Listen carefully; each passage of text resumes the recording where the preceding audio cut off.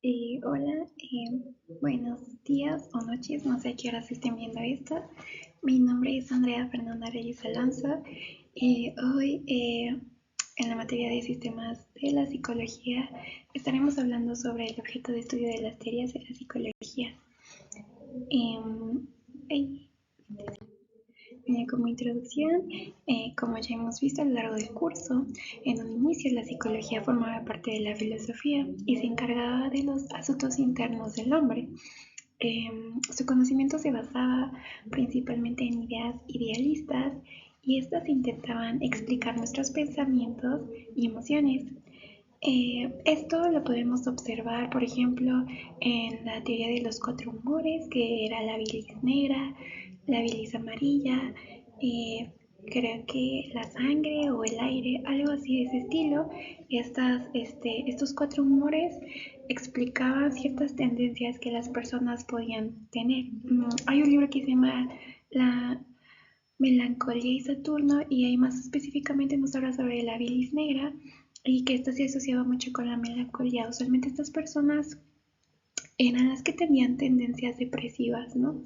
Entonces, regresando un poco a la introducción, se podría decir que siempre hubo esa necesidad de explicar cómo nos sentíamos, lo que pasaba internamente, ¿no? Entonces, con el tiempo, en el siglo XIX, por el positivismo, por el auge que hubo, se fundamentaron los principios y bases de lo que conocemos como ciencias y el método científico, por lo que la psicología buscaba su independencia de la filosofía y se acercó al mundo científico, por lo que comenzó un debate fundamental sobre la identidad de la psicología, pues se buscaba legitimizar eh, la psicología como una ciencia válida, puesto que mucho tiempo vivía pegada a la filosofía y por ello se ocupaba de mostrar que se podía estudiar la mente y el comportamiento de manera objetiva y sistemática, utilizando métodos científicos.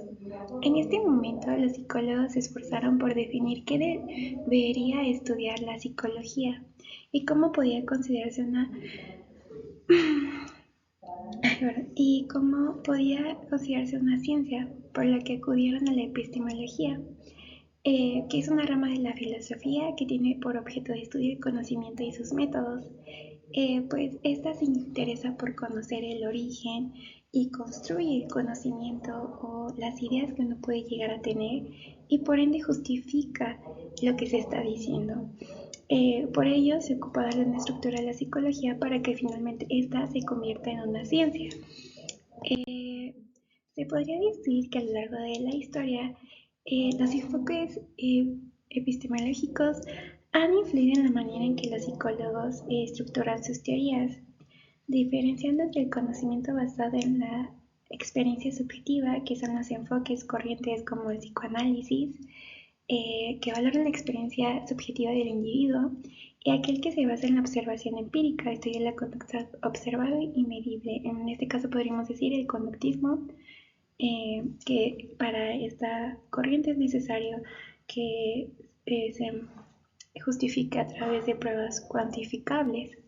La interacción entre epistemología, idealismo y materialismo ha sido fundamental para el desarrollo de la psicología como ciencia, mientras que el idealismo enfatiza el papel de la experiencia subjetiva.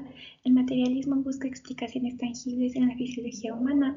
Aquí podríamos hablar un poco de Descartes, que para él era muy importante la relación que había fisiológicamente con la parte mental. Y pues la epistemología nos guía en la validación de este conocimiento. En esta exposición explicaremos cómo estas perspectivas han influenciado en nuestro conocimiento sobre la mente y cómo continúan influyendo en la investigación psicológica contemporánea. Bueno, para esto vamos a empezar primero con los fundamentos del idealismo y materialismo. El idealismo es una postura que defiende la realidad, eh, se manifiesta como una creación de la mente y las características de la realidad son obras de la conciencia. Es decir, pues si yo pienso que existe eh, esta botella de agua, primero la tengo que pensar y pues en mi realidad se va a presenciar por ende esta botellita de agua.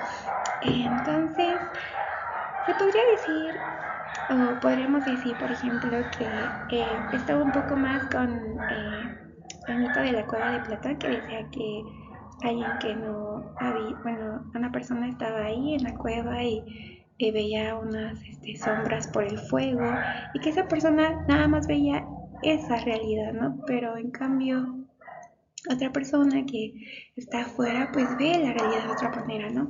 Entonces se podría decir que sí, nuestra realidad, esta corriente filosófica defiende que nuestra realidad está basada por lo que hay aquí en nuestros pensamientos.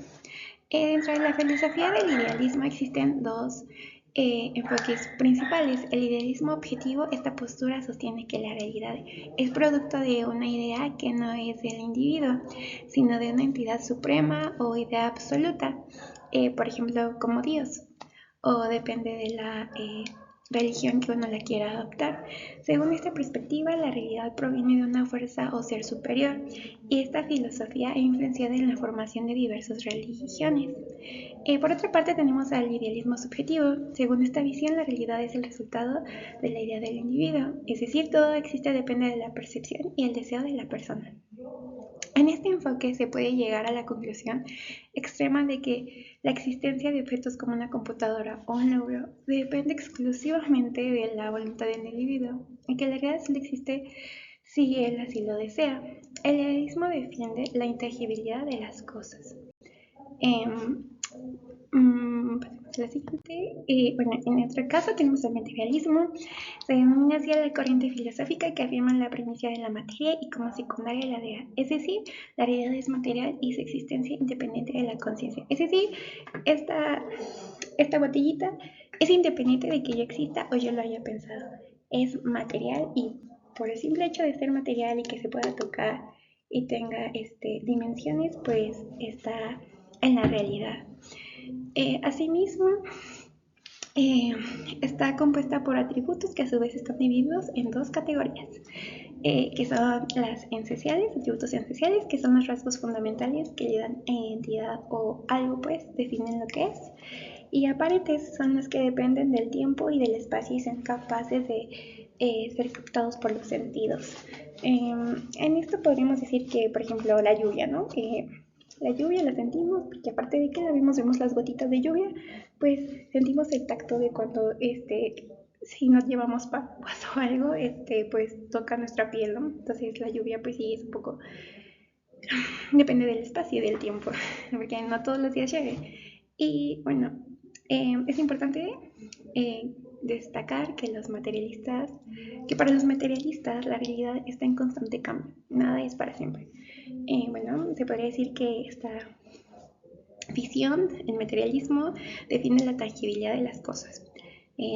Aquí no se le da mucha importancia a lo que yo ahorita esté pensando, se le da importancia a esta pluma, también, y a la botellita de agua.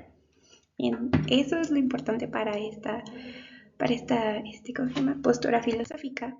Y bueno, ahorita vamos a ver los argumentos y fundamentos epistemológicos de las teorías de la orientación idealista.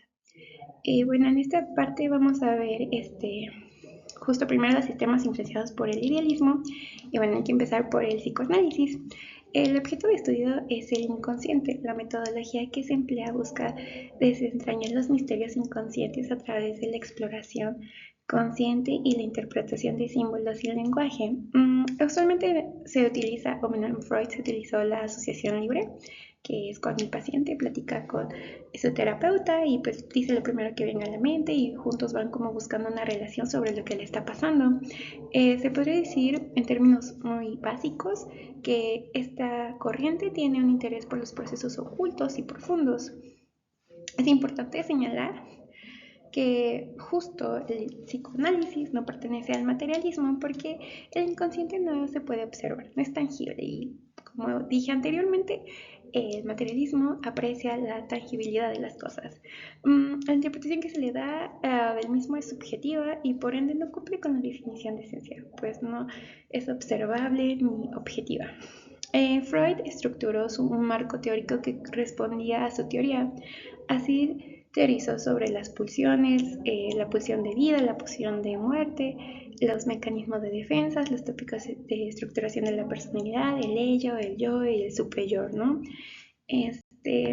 Por otra parte, también tenemos el estructuralismo, que a través de las experiencias se consolidan contenidos mentales y por lo que es importante estudiarlos. Y esto solo se puede hacer a través de la introspección. Por lo tanto, este elemento es el principal método, herramienta para la obtención de información. Bueno, aquí también la introspección es algo tangible, es una tarea más que se hace entre el terapeuta y el paciente. Por otro lado, tenemos el funcionalismo, que estudia el proceso y la función de la adaptación del organismo y su relación con su conciencia, es decir, estudia cómo y por qué funcionan los procesos mentales. Especialmente se utiliza para la adaptación del ser humano al entorno. Aquí podríamos dar un ejemplo muy vago, por ejemplo, nuestros mecanismos, la ansiedad, cuando está así al tope, uno dice huye, huye, huye, ¿no? Bueno, esto se podría deber filogenéticamente a que antes en el ambiente en el que estábamos, si venían, pues no teníamos como tal unas casas o esto y lo otro, ¿no? Entonces nuestro sistema tenía que estar alerta, ¿no? Yo lo puedo relacionar con eso, que es algo que se nos quedó. Y por ejemplo también he escuchado que antes nosotros podíamos mover las orejas, pero pues hoy en día ya no es útil, entonces supongo que sí. Bueno, aunque en este aspecto dice procesos mentales, creo que se puede generalizar un poco en también cosas físicas, pues.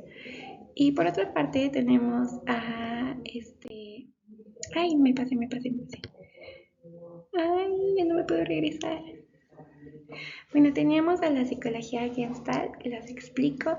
Esa más que nada se centra en ver cómo percibimos algo, ¿no?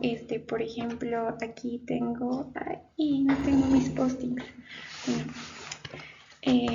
yo veo aquí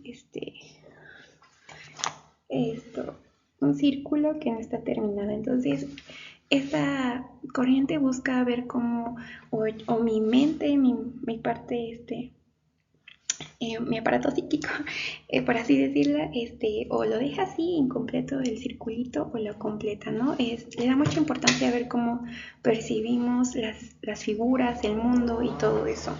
Y bueno, la metodología que utilizan estas corrientes es el razonamiento y la argumentación teórica. Asimismo, tiene relevancia los valores y percepciones y categorías previas como condiciones del individuo, influyen en su manera de ver la realidad. Ok, después de esto, vamos a ver los argumentos y fundamentos epistemológicos de las teorías con orientación materialista. Bueno, el primero obviamente va a ser el conductismo clásico. Los procesos fisiológicos son activados por acontecimientos externos. Ante una acción, conducta va a haber una respuesta. Considera que la conducta es observable y cuantificable, con un significado propio y no solo una manifestación de hechos mentales. Es decir, la conducta está influenciada por algo que externo, ¿no? O sea, no sé, una vez leí, por ejemplo, que cuando estamos en el kinder y es nuestra primera vez, primer día no sabemos que al sonar la campana vamos a tener recreo, que vamos a poder comer, ¿no? Para nosotros es un sonido extraño. Pero ya después, con el paso del tiempo, uno ya relaciona ese sonido con que uno va a ir a comer y puede jugar con sus amigos. Entonces, cuando ya escuchamos el timbre, inmediatamente ya estamos felices. Incluso si no estamos comiendo, no estamos conviviendo con nuestros amigos, sabemos que es un respiro. Entonces, más o menos así es explicado el conductismo clásico. Específicamente, si nos vamos al condicionamiento, podríamos, explicarlo por ahí. Y por otra parte tenemos el cognitivismo. Esta no estaba muy segura de ponerla en materialismo porque también creo que a veces le da cierta prioridad a lo subjetivo del individuo, pero estuve viendo y creo que sí queda más con el materialismo. Bueno, el cognitivismo es intencionista, toda actividad posee un propósito y es de carácter planificado, por lo que se enfoca en la actividad humana. Al tener este enfoque toma en cuenta elementos como la realidad, pues a través de ella surgen de la interacción entre nosotros, el sujeto y el mundo que nos rodea. el objeto. Es decir, nuestra percepción y experiencia influyen en cómo entendemos lo que nos rodea, por lo que podemos concluir que la realidad es una construcción subjetiva. Justo lo que les dije, a veces no sabía si ponerlo aquí, porque aquí también se da mucha importancia a lo subjetivo, pero también a la realidad. Y pues también por lo que pude ver es que la psicología cognitiva tiene un vínculo muy fuerte con las neurociencias, ya que basa mucho de sus bases en las neurociencias para demostrar la existencia de los procesos psíquicos o mentales. El ejemplo que se me puede ocurrir es que, por ejemplo, para la parte de la memoria, para la parte del aprendizaje, ¿no? Hay ciertas estructuras de nuestro cerebro que se activan, ¿no? Entonces, esto no queda más al aire, sino que realmente ocupan de la neurociencia, ¿no? Entonces, por ejemplo, la memoria tiene que ver mucho con los hipocampos, ¿no? Entonces, pues el cognitivismo puede hablar sobre la memoria y de los hipocampos gracias a ese vínculo que tiene con las neurociencias. Por otra parte, también tenemos a la escuela histórico-cultural. En lugar de ver la mente como algo estático, este enfoque nos dice que la mente se manifiesta principalmente a través de la actividad y señala que los pensamientos, emociones y procesos mentales no son entidades separadas, más bien surgen y evolucionan en el contexto de nuestra acción constante con el entorno, o sea, el ambiente. Bueno, Vygotsky reunía las condiciones necesarias para iniciar una nueva concepción de la adecuación de la paidología, que es la ciencia de los niños. Por ejemplo, existen paidopsiquiatras y esos se especializan en los niños, y pues propuso una nueva psicología. Esta psicología está basada en el materialismo dialéctico y pues está pues como que está muy asociada con el contexto social, ¿no? En esta escuela se le hace también un énfasis muy fuerte al lenguaje, y bueno, después de leerlo y tratar de entenderlo de una manera más profunda, pude comprender que, al menos para mí, en el lenguaje podría ser que, por ejemplo, nosotros en el español podemos hablar de muchas maneras, podemos entonar y no cambia el significado, no digo hola y hola. Pero por ejemplo en alemán, yo sé poco alemán y ahí tienes que mantener la boca cerradita. Si la abres demasiado cambia la entonación y puede confundirse con otra palabra, ¿no? Entonces me hace pensar que justo tenía razón Vygotsky en esta parte del lenguaje, porque pues dependiendo de el contexto en el que nos desenvolvamos, hasta nuestra manera de expresar nuestras emociones pueden verse muy afectadas de manera positiva o negativa dependiendo de dónde nos desarrollamos. Y bueno, la metodología que utilizan estas escuelas, estos sistemas basan en la observación y el razonamiento teórico, es decir, observamos lo que sucede, recopilamos información y luego aplicamos nuestro razonamiento para interpretarla.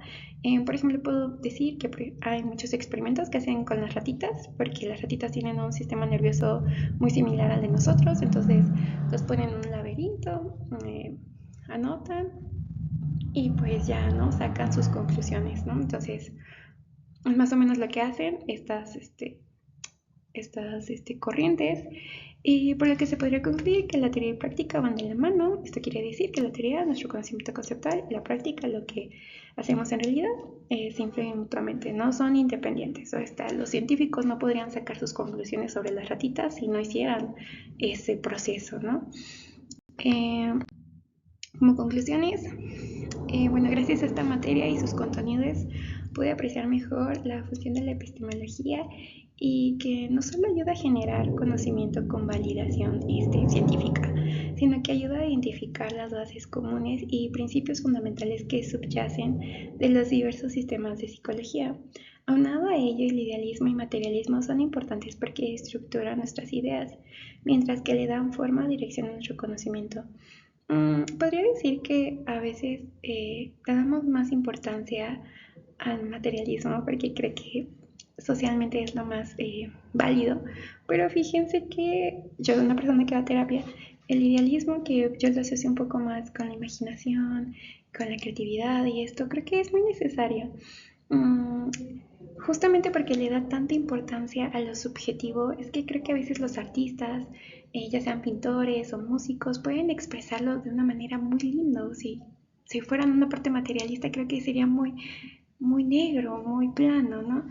Entonces, Se podría decir que, pues sí, ambos, ambas ramas, ambas ramas, el idealismo y el materialismo, nos harán desarrollar un mejor razonamiento y pensamiento crítico. Por ello es importante mantener vigente esta disciplina y estas dos corrientes para seguir estimulando nuestra mente. Pues hoy en día, a pesar de estar expuestos a tantos estímulos gracias a la tecnología y que ya es más fácil acceder a ella y gozar de tener el privilegio de cualquier información a la mano, pues pocas veces nos preguntamos si realmente lo que estamos leyendo tiene veracidad. Y es que se ha normalizado mucho que saquemos la información de la primera página que nos aparece, ¿no? O de una página X que ni siquiera tiene referencias bibliográficas, ¿no? Creo que es algo que también se ha aprendido mucho en esta carrera. O por ejemplo ahorita la inteligencia artificial, ¿no? Ay, resúmeme esto y resúmeme lo otro, ¿no? Cuando en realidad es que creo que en esta y en las demás disciplinas se nos tiene que estimular constantemente. Entonces el que nos hayan dado una introducción a estas corrientes, como el idealismo y el materialismo, creo que es muy esencial para nuestra formación. Y pues lo que decía es que justo nos puede alimentar nuestra curiosidad y paciencia al consumir información, ¿no? Porque también con lo del TikTok y que videos de 1 minuto, 2 segundos también creo que somos adictos a tener información rápida. Y pues, ese es, pues solo quería, podría concluir que esta manera en la que pude eh, aprender me ayudó a preguntarme y a ser más curiosa sobre los contenidos que veremos a lo largo de la carrera. Y bueno, pues muchas gracias por escucharme. Me pasé un poco más el tiempo, discúlpenme. Bueno, ahí están mis bibliografías. Bye, gracias.